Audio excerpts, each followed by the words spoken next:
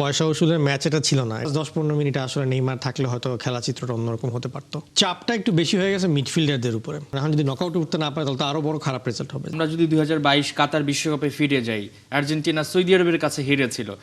Brazil হারেনি, কিন্তু তাদের এই ড্রটা অনেকেই মেনে নিতে পারছেন না, ব্রাজিল সমর্থকরা মেনে নিতে পারছেন না। আর আর্জেন্টিনার যারা সমর্থক তারা তোল পেতে আছেন কখন এটা নিয়ে সমালোচনা করবেন। এখনো যেহেতু তারা নিজেরাই নিজেদের টিমের খেলা এখনো দেখে উঠতে পারেনি, সেহেতু একটু ধৈর্য ধরা উচিত। কারণ বারবার বলছি ওয়ার্ল্ড কাপ অনেক লম্বা। বাস্তবতা আসলে কি বলছে, এই দল আসলে হিগজার যে মিশনটা সেটা পূরণ করতে পারবে কিনা? প্রায় 24 বছর ধরে বিশ্বকাপ ট্রফি জেতে নেয় ব্রাজিল। সেই ব্রাজিল এবার হেক্সা মিশনটা শুরু করছে, কিন্তু জয় দিয়ে তাদের এবারের জার্নিটা শুরু হয়নি। অনেকটা বেঁচে গিয়েছে ব্রাজিল, এমনটাও শোনা যাচ্ছে সমর্থকদের তরফ থেকে। দর্শক, আমরা আলোচনা করতে চাই ব্রাজিল মরক্কো ম্যাচ নিয়ে। এই মুহূর্তে ৭১ স্টুডিওতে আছেন ফুটবল বিশ্লেষক আহমেদ শাইখ। আহমেদ শাইখ, আপনাকে স্বাগত ৭১ খেলাযোগে এবং সেই সঙ্গে শুভ সকাল। একদম শুরুতে একটা প্রশ্ন করতে চাই। রাত জেগে আপনি যেমন খেলাটা দেখেছেন, অনেকে দেখেছে, অনেকে লাখ লাখ টাকা খরচ করতে গিয়েও খেলাটা দেখেছে মাঠে বসে। টাকাটা কি উসুল হয়েছে কিনা যেভাবে আসলে ব্রাজিল খেলেছে? আমি বলবো যে টাকাটা আসলে উসুল হয়নি। পয়সা উসুলের ম্যাচ এটা ছিল না, এটা ছিল আসলে ট্যাকটিক্যাল একটা ম্যাচ। এবং আমি আগেও আসলে বলেছিলাম যে এইবারে ব্রাজিল বাকি সববারের ব্রাজিলের মতন হবে না, যে যোগাবনিত বা হচ্ছে ড্রিবলিং নির্ভর ফুটবল খেলা সেটা হবে না। হয়তো অল্প অল্প ঝলক দেখতে পারেন এবং সেই ঝলকের চোটে আপনি ভিনির গোলটা দেখতে পারলেন। বাট ইন জেনারেল বলবো যে দুইটা হাইলি ট্যাকটিক্যাল টিম এবং আপনি বলবো যে ফিজিক্যালি এফিসিয়েন্ট দুইটা টিমের খেলা হলো। এবং যার কারণে দুজনের ফরমেশনই মোরালেস সেমই ছিল, যার কারণে একে অপরকে ক্যান্সেল আউট করলো এবং ক্যান্সেল আউটের কারণে 1-1 ড্র নিয়ে আর কি আমাদেরকে সন্তুষ্ট থাকতে হলো। ব্রাজিল বেঁচে গেছে নিঃসন্দেহে। না, আমি আসলে বলবো যদি বলি একদম শেষ মুহূর্তে 90 মিনিট 99 মিনিট আমি যদি ভুল না করি, সেই মুহূর্তে যদি অ্যালিসন বেকার ওই গোলটা সেভ না করতেন তাহলে তো দৃশ্যপট একদম ভিন্ন হতো। হ্যাঁ, কিন্তু আমি বলবো যে ফার্স্টে যে শটটা আসছিল আলিসন বেকার চাইলে ওটাকে কর্নার করতে পারতেন, কিন্তু উনি নিজেই আসলে ওইটাকে কর্নার না দিয়ে আর কি রাখলো। তো পরবর্তীতে রিবাউন্ডেও সেফটা তার ভালো ছিল, যদিও প্রায় অল্পের জন্য হলে গোলটা হয়ে যেতে পারতো। বাট আমি বলবো যে অ্যালিসন বেকারের মতন লেভেলের কিপারের আসলে ধরেন যে এই রকমের হওয়ার কথা না, বাট একটা তার ফাম্বল হয়েছে, ওটাকে সে সেভ করেছে। সো আমি বলবো যে হি ওয়াজ কনফিডেন্ট অ্যান্ড যে কেউ দেখলে আসলে অ্যালিসন বেকার থাকলে ওই জায়গাটা কনফিডেন্টই ফিল করবে। নেইমার জুনিয়রকে ছাড়া একেবারে হেক্সা মিশনের প্রথম ম্যাচটা শুরু করলো ব্রাজিল। অনেকে বলছেন যে নেইমার থাকলে হয়তো বা খেলার চিত্রটা আরেকটু অন্যরকম হতে পারতো। আপনি কতটুকু মিস করেছেন নেইমারকে এই ম্যাচে? লাস্ট 10-15 মিনিট তো অবশ্যই মিস করেছি, কারণ লাস্ট 10-15 মিনিটে আসলে ওই রকম ব্রাজিলের কোনো ফায়ার পাওয়ার আসলে দেখতে পারিনি। শুধু মার্কাস কুনহা একটু চেষ্টা করেছিল কয়েকটা পেনাল্টি বক্সের ড্রিবল নিয়ে। তো ওই জায়গাটায় যদি নেইমার থাকতো তাহলে মরক্কোর ডিফেন্ডাররা যেরকম একটু আর কি উইক হয়ে গিয়েছিল ফিজিক্যালি এবং ফিটনেসের অভাবে ভুগছিল, ওই জায়গাটা তখন নেইমারের ড্রিবলিংটা অনেক কাজে দিতে পারতো। হয়তো গোল না বের করলে হয়তো একটা পেনাল্টি আদায় করতে পারতো নেইমার। তো এই জায়গাগুলোতেই নেইমারের আর কি অভাবটা আর কি ফিল করলাম, যে লাস্ট 10-15 মিনিটে আসলে নেইমার থাকলে হয়তো খেলা চিত্রটা অন্যরকম হতে পারতো। ব্রাজিলকে মনে হলো যে অনেক বেশি চাপে পড়ে গিয়েছে, মানে মাঠে 80,000 দর্শক, পুরো পৃথিবী আসলে জেগেছিল তাদের ম্যাচের দিকে এবং প্রত্যেকে আসলে চায় যে কোনোভাবে, যদি অনেকে সমালোচনা করেন যে ব্রাজিল একটা বিশ্বকাপ জিতুক, হেক্সাটা এবার পূরণ হোক, এটা আসলে তাদের চিরপ্রতিদ্বন্দ্বী। অনেকেও আসলে মুখে না বললে মনে মনে চায় যে না ভাই জিতুক, তারপরও একটা ব্যাপার আছে। কিন্তু এই যে চাপটা মনে হয় একটু বেশি হয়ে গেল কিনা, যে হেক্সা বারবার বলার কারণে। আমার মতে চাপটা একটু বেশি হয়ে গেছে মিডফিল্ডারদের উপরে, এবং মিডফিল্ডারদের বিশেষ করে ক্যাসেমিরো আর লুকাস পাকুয়েতা প্রথম বলবো যে 30 মিনিটে তারা একদম পুরো নিষ্প্রভ ছিল। এবং আলাদা করে বলতে হয় যে মরক্কোর যে 6 নম্বর জার্সি পরা প্লেয়ার আইয়ুব বৌদ্দি, সে আজকে একবারে পুরো দৃষ্টিনন্দন একটা ফুটবল খেলা দিল। এটা তার ডেবিউ ছিল ওয়ার্ল্ড কাপে, তার বয়স মাত্র 18।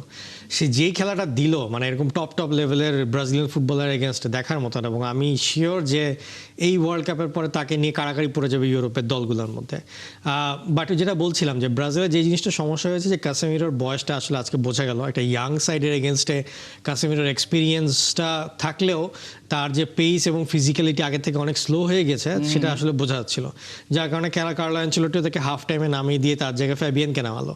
ফ্যাবিয়ানকে নামানোর পরে কিন্তু মিডফিল্ডে একটু গোছানো হয়ে গিয়েছিল, কিন্তু সেই ক্ষেত্রে আবার আর কি ক্ষুরোধার অ্যাটাকটা আবার একটু নিষ্প্রভ হয়ে যায়। বাট আমার কাছে যেটা মনে হয়েছে যে ব্রাজিলের আজকে সবচেয়ে বড় সমস্যা জায়গা যেটা ছিল সেটা ছিল দুই উইং ব্যাকে আপনারা জানেন যে লাস্ট মোমেন্টে ওয়েজলি নামে যে প্লেয়ারটার গিয়ে হচ্ছে ইয়ে হয়ে গেল, মানে ইনজুর হয়ে গেল, Injured হয়ে পড়ে তার গেল। জায়গায় আসলে সেন্টার ব্যাকের একজন প্লেয়ার ইবানেসকে রাইট ব্যাকে খেলতে হয়েছে। তো তার জায়গা থেকে মানে যেহেতু সে সেন্টার ব্যাক, মানে একটা উইং ব্যাকে যেটা হয় যে হাফ মাঠের পরে গিয়ে একটা অ্যাটাকিং মোডে থাকতে হয়, কিন্তু ইবানেস থেকে আমরা দেখছিলাম যে বারবার সে আসলে উপরে উঠতে ভয় পাচ্ছিল, যেটা কিনা একটা প্রেশার হয়েছিল পুরো ব্রাজিলিয়ান টিমের জন্য।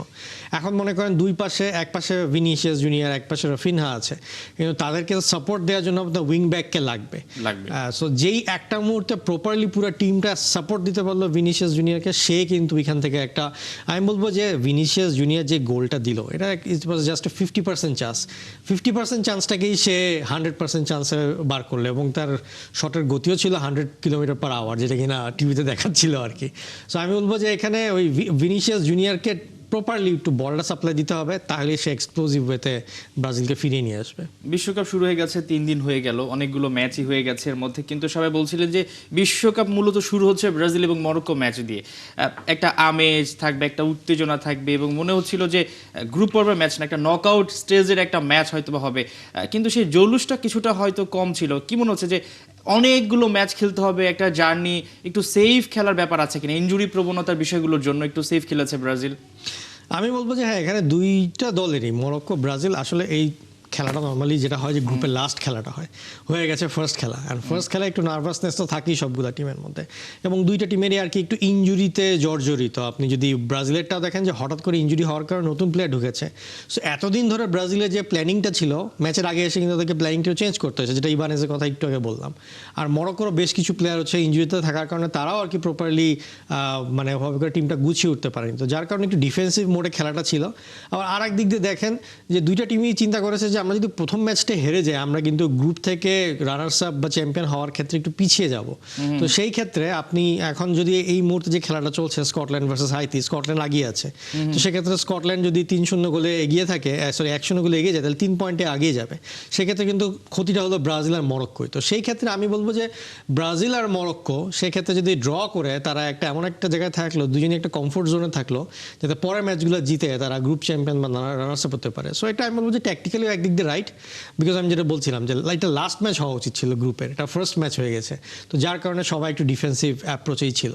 সবার আসলে প্রত্যাশা অনেক বেশি ছিল আসলে ব্রাজিলের প্রতি, বিশেষ করে যদি বলি কার্লো আনচেলত্তি, তিনি দায়িত্ব নিয়েছেন, বিশ্বকাপে ব্রাজিলকে নিয়ে এসেছেন, তিনি নানান রকম মাস্টার মাইন্ড, তার যে ব্যাপারটা সেটা তিনি দেখাবেন, তার যেই কৌশলটা সেটা আসলে কতটুকু আপনি পছন্দ করেছেন বা ভালো লেগেছে, বা কেমন যাচ্ছে তার দিনকাল? আমি বলবো যে অনেক সময় আছে যে বড় দলের একটা লক্ষণ হচ্ছে যে আপনি ম্যাচ খারাপ খেলেও পয়েন্ট হারাবেন না, মানে একবারে হেরে চলে আসবেন না। তো এরকম একটা বিগ ম্যাচে কিন্তু ব্রাজিল 1 পয়েন্ট নিয়ে বের হয়ে আসতে পেরেছে। যেই পারফরমেন্স ব্রাজিল শুরুর দিকে দিচ্ছিল, মনে হচ্ছিল তারা 2-3 গোলে হারবে, এবং প্রথম গোল হওয়ার পর তো মনেই হচ্ছিল না যে তারা কামব্যাক করতে পারবে। তো যেহেতু তারা একটা 1 পয়েন্ট নিয়ে আসতে পেরেছে, সেক্ষেত্রে আমি এখানে মানে অ্যানচেলত্তি ট্যাকটিক্যাল জিনিয়াসের কথাই বলবো, কারণ সে হাফ টাইমেও চেঞ্জ করার কারণে কিন্তু ব্রাজিল অনেকক্ষণ খেলাটাও ধরে রেখেছিল।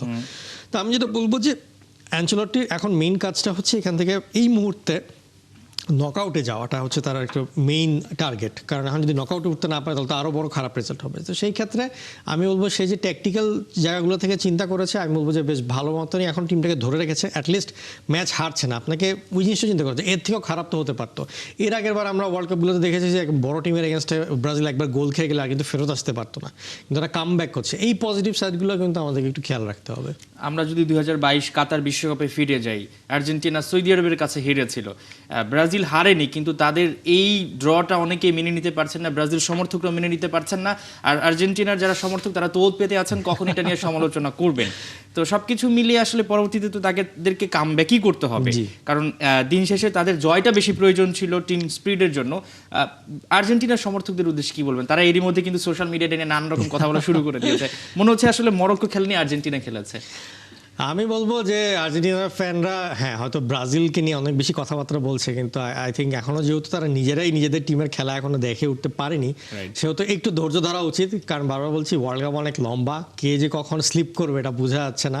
সো ব্রাজিল একটা বড় টিমের এগেনস্টে কিন্তু ম্যাচ হারেনি, এই জিনিসটা খেয়াল রাখতে হবে। আপনারা শুধু এইভাবে দেখলে হবে না যে ব্রাজিল খারাপ খেলেছে, কিন্তু খারাপ খেলেও কিন্তু তারা 1 পয়েন্ট নিয়ে ফেরত এসছে। সেখানে আর্জেন্টিনা যদি পা পিছলে যায় তাহলে কিন্তু সেক্ষেত্রে তারা নিজেরাই আবার নিজেদের গর্তে পড়ে যাবে। তার মানে 20 তারিখ যে হাইতির সঙ্গে খেলাটা রয়েছে ব্রাজিলের, তার আগে কিন্তু 17 তারিখ আবার আর্জেন্টিনাকে আলজেরিয়া পরীক্ষাটা দিতে হবে এবং সেখানেও কিন্তু পা ফসকে তারা পিছলে যেতে পারে। আলজেরিয়া কিন্তু টিম হিসেবে এখন দুর্দান্ত খেলছে, তো ওই জন্য আর্জেন্টিনাকে একটু খেয়াল রাখতে হবে এই ক্ষেত্রে। নিঃসন্দেহে এই ম্যাচটা কিন্তু তাদের জন্য বলা যায় যে একটা পরীক্ষা নিজেদের জন্য, যে একটু নিজেদেরকে প্রস্তুতি করে নেওয়া, যে কোনো সময় যে কোনো কিছু ঘটতে পারে। আমরা নেইমারকে নিয়ে একটু কথা বলতে চাই যে পরবর্তী ম্যাচে তাকে দেখা যাবে নাকি তাকে আসলে রাখাই হয়েছে নকআউট পর্বের জন্য, যে তাকে নিয়ে ভাবা হচ্ছে না? কারণ তিনি যখন মাঠে এসেছেন আপনি দেখেছেন যে তিনি দর্শকদেরকে অভিবাদন জানাচ্ছেন, তিনি মাঠে থাকাটাই কিন্তু দর্শকদের একটা ভালো লাগার কাজ করা, প্রতিপক্ষ তাকে নিয়েও কিন্তু ভাবে, যদিও তিনি খেলেননি। সো পরবর্তী ম্যাচে কি হবে, নেইমারকে দেখা যাবে কিনা? আসলে এটা ডিপেন্ড করবে যে নেক্সট কয়েকদিনে আসলে ওদের প্র্যাকটিস সেশনে নেইমারের উপস্থিতিটা আসলে কীরকম হচ্ছে। কারণ আমরা দেখেছি যে এই ম্যাচের আগে কিন্তু নেইমার তাদের প্র্যাকটিস সেশনে পুরো অনুপস্থিত ছিল, তার মানে এখনও সে ইনজুরি থেকে রিকভার করছে, রিহ্যাবিলিটেশনের কাজ করছে। সে যদি রিহ্যাবিলিটেশনটা পুরোপুরি হয়ে যায় তখন সে টিমের সাথে প্র্যাকটিস করতে নামবে। সো আই থিঙ্ক যদি দেখি যে টিমের সাথে প্র্যাকটিস করছে ম্যাচের আগে, ম্যাচের আগে, তাহলে বোঝা যাবে যে সে মোটামুটি রেডি, হয়তো 5 থেকে 10 মিনিট সে হয়তো এর পরের ম্যাচে খেলবে, কিন্তু শুরুতেই তাকে 90 মিনিট খেলাবে না, কারণ ইনজুরি থেকে যেহেতু ফেরত এসছে। সো হোপফুলি আমি আশা করছি যে নেক্সট ম্যাচে লাস্ট 5 থেকে 10 মিনিট আমরা নেইমারের একটা ক্যামিও দেখতে পারবো। এই যে দলটা রয়েছে, বারবার আমরা হেক্সা বলছি, প্রথম ম্যাচ দেখে আসলে সবকিছু বিচার করা যাবে না। তারপরে অনেকে বলছেন বাস্তবতা আসলে কি বলছে, এই দল আসলে হেক্সার যে মিশনটা সেটা পূরণ করতে পারবে কিনা? না, অবশ্যই আপনার ধরেন যে এই টিমে কোয়ালিটি প্লেয়ার তো আছে, এবং কোয়ালিটি প্লেয়ার যে কোনো সময় মানে খেলার মোড় ঘুরে দিতে পারে, এরকমই কোয়ালিটি প্লেয়ার আছে। কিন্তু ওই জিনিসটা যে টিম কম্বিনেশন থাকতে হবে। আজকের ম্যাচে যেই প্রবলেমটা ছিল যে মিডফিল্ডারের সাথে ডিফেন্স এবং স্ট্রাইকিংয়ের কোনো কম্বিনেশন ছিল না। তারা নিজেরাই অনেক বেশি বল লুজ করছিল এবং নিজেরাই বল প্যাঁচাতে গিয়ে বল লুজ করে ফেলছিল। সো আমার মতে মিডফিল্ড যদি এই ডিফেন্স আর স্ট্রাইকারের মধ্যে যোগসূত্রটা করতে পারে নেক্সট ম্যাচ থেকে, তাহলে আই থিঙ্ক ব্রাজিল অনেক ভালো ভালো রেজাল্টগুলো বার করে নিয়ে আসতে পারবে। কিন্তু মিডফিল্ডকে জেগে উঠতে হবে, খুব তাড়াতাড়ি করে তাদেরকে পারফরমেন্সটা ব্যাক করতে হবে, এবং আঞ্চলটিকেও দেখতে হবে যে কোন মিডফিল্ডটা আসলে টিমটাকে জেল করাতে পারছে ডিফেন্স আর স্ট্রাইকারের মধ্যে। সো এই জিনিসটা নিয়ে I think Carlo Ancelotti next কয়েকদিন একটু পড়াশোনা করে বের করতে হবে যে কোন মিডফিল্ড ট্রায়োটা হলে তার টিমের জন্য ভালো হয়। ব্রাজিল এবং যদি বলি মরক্কো, তারা আসলে ফেভারিট, সেটা নিয়ে আসলে কোনো সন্দেহ নাই। এবং এই দুটো দলকে অনেকে ভাবছেন যে গ্রুপ রানার আপ এবং চ্যাম্পিয়ন হয়ে তারা পরবর্তী ধাপে যাবে। কিন্তু যদি কোনোভাবে পরবর্তী ম্যাচটাতে পা ফসকে যায়, আমরা যে রানিং ম্যাচটা হচ্ছে হাইতি এবং স্কটল্যান্ড, সেখানে দেখতে পাচ্ছি স্কটল্যান্ডই এগিয়ে আছে 1-0-তে, কিন্তু হাইতিও কিন্তু খুব দুর্দান্ত ফুটবল খেলছে, যদিও তারা একটা গোল খেয়ে বসেছে। কি মনে হচ্ছে পরবর্তী ম্যাচটা যদি কোনো কাছে হাইতির সঙ্গে ড্র করে, বা হতেই পারে হেরে যায়, কি দাঁড়াবে সম্ভাবনাটা? না, যদি হেরে যায় বা ড্র করে, আমি বলবো যে ব্রাজিলের যে স্কোয়াডের যে কোয়ালিটি সেই তুলনায় হাইতির কাছে হারার কোনো সম্ভাবনা নেই। হয়তো সবচেয়ে যদি খারাপ, আর্জেন্টিনা তো আপনার সৌদি আরবের কাছে হেরে গিয়েছিল, সেটা হেরে গিয়েছিল। বাট এই ব্রাজিলে আমি যেটা বলছিলাম যে ব্রাজিলের আসলে একজন প্লেয়ার উপর নির্ভরশীল না, এবং বেশ কয়েকজন প্লেয়ার মিলেই আর কি খেলার মোড় ঘুরিয়ে দিতে পারে। সেটা স্ট্রাইকার ইগোর থিয়াগো হোক, আপনার মাথাস কুনহা হোক, বা আপনার হচ্ছে রাফিনহা হোক, পরবর্তীতে আবার সাব থেকে কিন্তু এনরিকো নামতে পারে। তো এখন বেশ কিছু প্লেয়ার আছে খেলার মোড় ঘুরিয়ে দিতে পারে। তো এই কোয়ালিটির কাছে আমি বলবো যে হাইতির কোয়ালিটি এত বেশি না। সো সর্বোচ্চ যদি খুব বাজে খেলে সেক্ষেত্রে আই থিঙ্ক জিনিসটা ড্রতে চলে যেতে পারে। তখন লাস্ট ম্যাচে গিয়ে স্কটল্যান্ড ভার্সেস ব্রাজিলের খেলায় যে জিতবে সেই আর কি থার্ড টিম হিসেবেও চলে আসতে পারে। সো এখানে যেহেতু মানে এবার থার্ড পজিশনে বেস্ট একটা টিম যাবে, সো এখানে কাউকে আসলে ফেলে দেওয়া যাচ্ছে না। ইভেন স্কটল্যান্ড, মরক্কো আর ব্রাজিল তিনজনই একসাথে হয়তো উঠে যেতে পারে বিভিন্ন ক্যালকুলেশনের মাধ্যমে। তো সেটার জন্য আসলে একটু ওয়েট করতে হবে। সেকেন্ড ম্যাচটির আগে আসলে বলাটা খুব টাফ যে কোন টিমটা অ্যাডভান্স হতে পারে আর কোনটা অ্যাডভান্স হতে না পারে। আমরা একটু আলিসন বেকারের সেই সেভটাতে ফিরে যেতে চাই। এর আগে যে গোলটা তিনি খেয়ে বসেছেন সেটা নিয়েও আলোচনা করতে চাই। সবকিছু মিলিয়ে আসলে কেমন পারফরমেন্সটা দেখছেন আলিসন বেকারের? না, অ্যালিসন বেকারের ইন জেনারেল আমি বলবো যে পারফরমেন্স বেসিক যেরকম থাকার সেরকমই ছিল। প্রবলেমটা হয়ে গিয়েছে যে এখানে আসলে মরক্কোর ব্রাহিম দিয়াজ যেই মানে পাসটা ছাড়লো সাইবুরিকে গোলের জন্য, সেই পাসটা আসলে এত দুর্দান্ত ওয়ার্ল্ড ক্লাস ছিল যে ডিফেন্স ভাগ করে মানে পুরো ডিফেন্স চিরে যেভাবে করে পাস দিল সাইবুরিকে, আসলে ওইখানে মানে এত ওয়ার্ল্ড ক্লাস লেভেলের একটা পাসকে আসলে ডিফেন্ড করার মতন খুব কম অপশন থাকে, এবং এমন জায়গায় ফেলেছে যে মানে অ্যালিসন বেকার বের হয়ে আসতে পারছে না, আবার আসবেও কিনা কনফিউশন ছিল। তা এর মধ্যে ফিনিশটাও দুর্দান্ত ছিল। তা আমি বলবো এছাড়া যে বেসিক যে সেভ বা গোলকিপিংয়ের যে কাজগুলো ছিল সেগুলো অ্যালিসন বেকার ঠিকঠাক মতনই করেছে। হ্যাঁ, লাস্টের দিকে ওইটা হয়তো একটু হার্ট অ্যাটাকের মতন দিয়েছে যে সেভটা, কিন্তু ওই সেভটাও যে যখন সে মানে গোল তো অ্যাটলিস্ট হয়নি, সে কর্নারও সেভ করেছে আবার পরবর্তীতে রিবাউন্ডেও সেভ করেছে। তাই আমি বলবো সেক্ষেত্রে অ্যালিসন বেকারের পারফরমেন্স আমি এখানে 10-এ 8 তো দিবই। আমরা মরক্কো নিয়ে একটু আলোচনা করতে চাই যে তারা লাস্ট যদি হিসেব করা হয় প্রায় 25 থেকে 28 এরকম তারা ম্যাচ জিতেছে, তারা হারেনি। সো এই দলটা গতবারও আসলে সিলেবাসের বাইরে ছিল, কিন্তু তারা সেমিফাইনাল খেলে ইতিহাস রচনা করে। এবারও কিন্তু তারা দেখাচ্ছে যে তারা আসলে কোনোভাবে আন্ডারডগ সেটা বলার কিন্তু কোনো উপায় নেই। সো আমরা কিন্তু এবার বলছি যে আর্জেন্টিনা, ব্রাজিল কিংবা স্পেন, ফ্রান্স এরকম 4-5টা দলকে আমরা বলছি সেমিফাইনালে যেতে পারে। আপনি মরক্কোকে কোথায় দেখছেন? মরক্কোকে আমি অবশ্যই কোয়ার্টার ফাইনাল পর্যন্ত তো দেখতেই চাই, কারণ তাদের যে স্কোয়াডের কোয়ালিটি এবং আছে যে পারফরমেন্সটা আমি দেখলাম। বাট যেই জায়গাটায় প্রবলেমের মধ্যে পড়বে মরক্কো সেটা হচ্ছে যে তাদের কোনো ওয়ার্ল্ড ক্লাস স্ট্রাইকার নেই, বা আপনি যদি ভাবে উইঙ্গারও বলেন যে স্ট্রাইকার বা উইঙ্গার যারা কিনা বিপদের সময় খেলাটা বের করে দিবে। হ্যাঁ, আজকে একটা দুর্দান্ত একটা গোল হয়েছে ব্রাহিম দিয়াজের পাস থেকে, সাইবুরি দিয়েছে, কিন্তু এইরকম আরও এর থেকেও যে যখন কঠিন কঠিন টিম বা নকআউটে যখন আসবে, যখন কিনা দুর্ধর্ষ খেলাগুলো হতে থাকবে, সেই সময় ম্যাচ ঘুরিয়ে দেওয়ার মতন প্লেয়ার কিন্তু ওই রকম নেই। সে কিন্তু ওদেরকে নির্ভর করতে হচ্ছে আশরাফ হাকিমের উপরেই, বা মানে গুটি কয়েক প্লেয়ারের উপর বেশি উপরে আপনি ডেপথটা নাই। মানে যে ব্রাজিলে যেটা যে ব্রাজিল দেখলেন যে হাফ টাইমে সাবস্টিটিউট করলো, ব্যাকআপটা আছে, ওরা কিন্তু সবগুলো সাবস্টিটিউট করার পরে কিন্তু খেলার মান নামেনি। হ্যাঁ, হয়তো অনেক টপ লেভেলে পারফরমেন্সটা দিতে পারেনি, কিন্তু পারফরমেন্স কিন্তু ডাউন করেনি এতগুলো প্লেয়ার, 5টা প্লেয়ারের মতন চেঞ্জ করার পরও, মানে অর্ধেক স্কোয়াড কিন্তু চেঞ্জ করে ফেললো আউটফিল্ড প্লেয়ার। তো কিন্তু মরক্কোর কিন্তু এরকম আউটফিল্ড প্লেয়ার কিন্তু এরকম টপ লেভেলে 5 জন আপনি পাবেন না। সো এইটা পরবর্তীতে মানে সেকেন্ড রাউন্ড অফ 32 বা কোয়ার্টার ফাইনাল এগুলোতে গিয়ে সমস্যায় পড়তে পারে। সেটাই দেখা যাক কি দাঁড়ায়, কারণ জার্নিটা অনেক বড়।